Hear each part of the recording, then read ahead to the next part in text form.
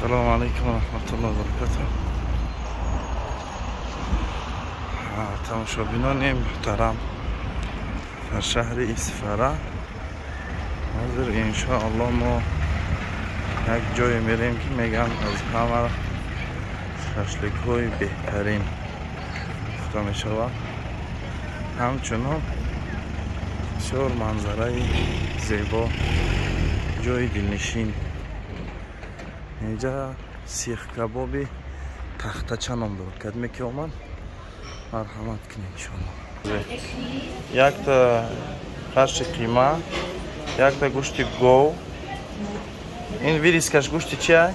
ویریسک گوشت فیله و اداشو. نیست توزیه.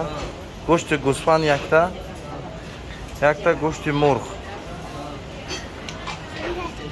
انا خیلی.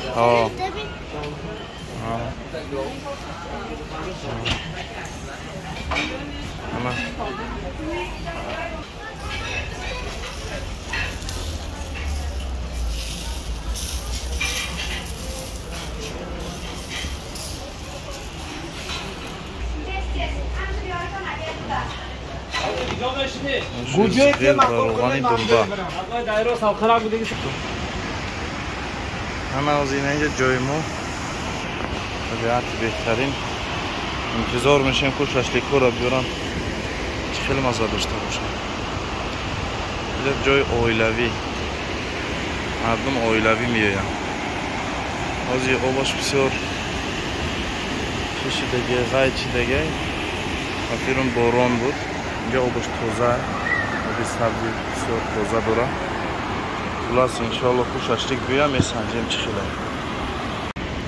انا ششلیک ما هم آماده شد. گوی، گوشت گو فیله و فرش قیمه، گوشت گوسفند، گوشت مرغ. حاضر انشاءالله میبینیم که مزه اینا چه خیلی. مزه اینا را حاضر میسنجیم.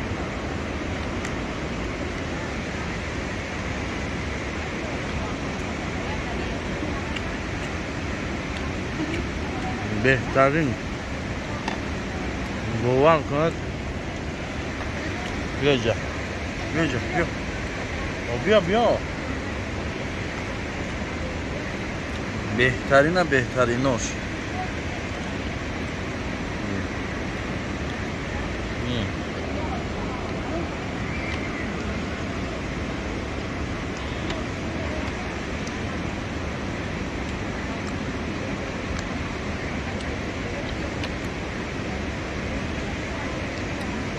مزه این یک سیر دارد، یک سیکرت دارد که گوشت وطنه، در وطنیم.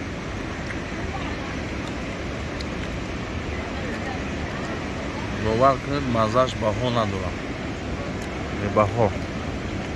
انا اینش گوشت مرغ. بسم الله اول و آخر.